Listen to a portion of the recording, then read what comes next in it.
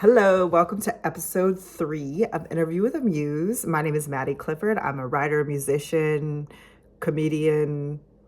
What else am I today?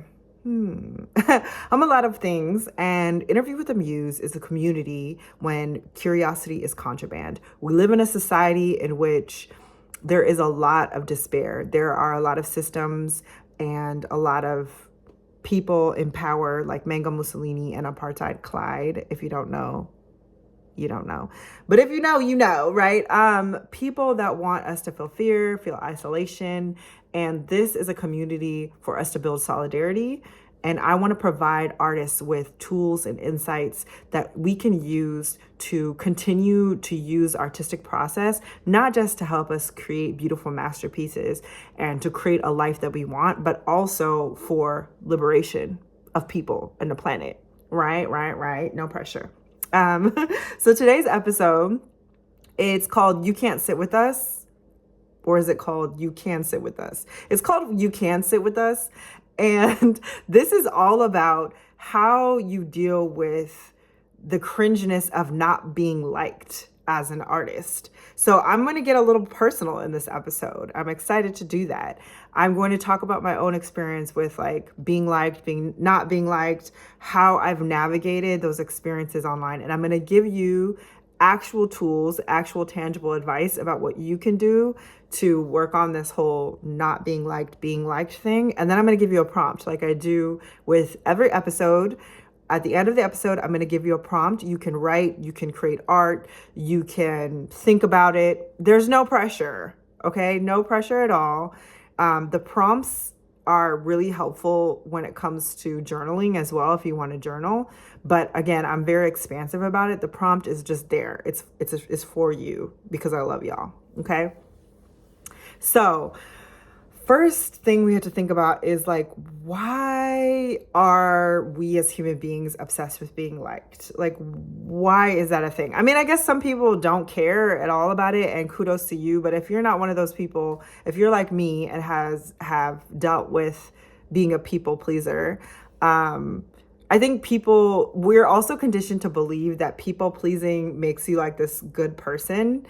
But people pleasing, I do actually agree that it's a kind of form of manipulation in some ways. Not like I'm manipulating you. Like people aren't usually manipulating like with this huge plan. Like we're not like, like premeditated about manipulation oftentimes. Oftentimes we're just like trying to survive. And a lot of the manipulation comes from like, the fear of being abandoned, which can feel like life or death, especially because, and this is something I've talked about in the last couple episodes, a lot of our like primal feelings come from when we were, living hunter and gatherers, and, you had your crew of people, and if you got banished, you would literally starve to death, probably, right? And so this fear of abandonment in like a modern sense, it can feel like life and death, but we haven't really dealt with how to navigate those feelings. So for a lot of artists, the first part of being an artist when you're first starting out, whether you're first starting out in a particular medium, is you're going to kind of suck at first. Like when I first, the most newest, I'm sorry, something that I've done that was kind of new and I was like sucking at it first was probably social media. I started taking social media seriously in 2020 because I was born in the house board. And I also was really interested in this idea of building an audience because for a long time I thought if you just really master your craft, then the audience will come, right? Like it's just works like that. And so I was just really interested in sharpening my craft as a writer, as a musician, as a rapper specifically, right? As a vocalist. So I was always trying to like write the best rhymes and like songwriting and like, I went and got my MFA in poetry and I was just like, yeah, this is just going to automatically bring an audience to me. But that's not how it works, right? Like a lot of it has to do with marketing. And I started to realize, wow, like going on social media, I was having fun with it, specifically TikTok, specifically short form videos. And I realized short form videos were my thing because I had a background as an educator, especially in like underserved schools, in schools where kids had not had positive interactions or experiences. So you have to get young people's attention very quick. You need to be culturally responsive. You need to be relevant. You need to be energetic, right? This is why I'm addicted to coffee. So the short form video was like something that I was able to build an audience. So I was able to build my own personal audience to like probably around 100,000 followers. And then I also worked on other people's accounts. I managed account for a debt collective, and I was able to grow their audience to almost 10,000 or 100,000 followers actually. So I basically was like, okay, like this is interesting. But then when you use social media, you get the hate comments, right? You like, it was everything from like, look at that gap in your teeth, fix your teeth. And I'm like, I am going to sound like such a ditz right now, but there is a news anchor and he's a black man with a gap and he is a football player. What is his name? I forgot his name, but he has a gap and he wears it. It's my thing. Okay. It's also a sign of beauty in Africa, in West Africa, because I know whenever I meet West African men, they go crazy. It's like having a gap is like a blessing. Also Jamaicans too. Like a lot of Jamaicans have gaps. So it's my thing, but people love to like, that's one thing they love to say, or they'll be like, what's that thing on the side of your face? It is kind of poking out a lot, but you know what I'm saying? Like, I don't have healthcare like that. So, I mean, I can't really like get it removed or anything. They have tested it for skin cancer, but I digress. It's not really like when you get hate comments, they're really like, see, this is the people pleaser in me. I'm like, I'm trying to understand what they're saying and but at the end of the day, when you start making social media, you get hate comments. I'm probably going to get hate comments on these early videos of my podcast because that's what's going to happen. I'm going to get hate comments from listeners. I'm going to get hate comments from viewers. I make a lot of mistakes like everyone does. And so the hate comments are kind of part of the process.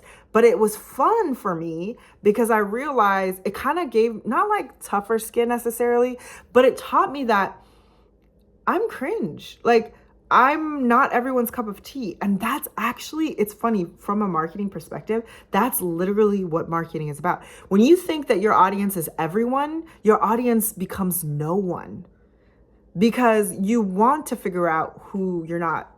Like, it's also like as a revolutionary, as an organizer, like when you need to take a stance. And when you take a stance and take a stand on an issue, for example, housing for all, bam. That's my stance. Some people are going to say, no, I don't believe, I'm a landlord. I don't agree with you. Okay, cool. That's not my audience. Like maybe I can get some of those people to come onto my side. But right now, I'm not really focused on that. I'm focused on other people who believe that housing for all is hot and beautiful. I think that's somebody's handle, a really dope organizer for tenants and against homelessness. Anyway, do you see what I'm saying? Do you see what I'm getting at here? And I think another thing that comes to my mind and when it comes to being liked is I think about the high school cafeteria.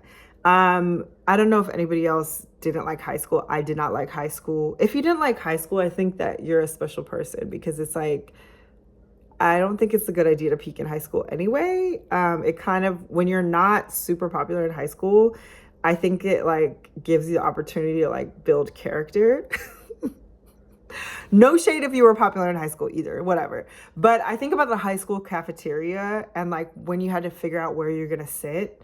And it was like this really scary feeling. And for your prompt, if you so choose to accept it, this is going to be the prompt for you. If the world were a high school cafeteria, where would you sit now that you aren't afraid to be yourself? Okay, I'll ask it again. If the world were a high school cafeteria, where would you sit now that you aren't afraid to be yourself? Okay, are you going to go sit with the goths? Because that might be fun. You know what I'm saying? Like, that might be cool. The nerds, you know what I mean? Who are you going to sit with? That's the prompt. And you might be thinking like, what does this mean? Well, what it's about is understanding your audience. Who is your actual audience as an artist? Because it's not everyone. And it's not necessarily people that are exactly like you. Because that can be another thing that I think artists forget when they think about their audience. They think like, Oh yeah, the audience are like, for me, I'll be like, other witchy queer artists, women in Oakland. It's like, okay, cool. But it might be other people too. You never know. Like your audience could be completely different than your actual identity as a person. Oh my God, I feel a sneeze coming on. It went away. Oh my gosh. So that is your prompt if you choose to accept it. I hope you enjoy it. Please, submit your questions to maddie.cliffordcoach@gmail.com, because every other episode I answer a question from the coven. And I really would love for you to ask me a question. It could be a question about some of the feelings you feel as an artist. What are the obstacles? What are the celebrations? Are you having a challenge with interacting in the artist community? What is it? Ask me what you want to ask. You can be anonymous. I think I'm going to keep people anonymous, actually, probably for the most part. But anyway, I just wanted to say thank you so much for being here. And remember, our love for one another is more powerful than all the systems conspiring against us. Bye.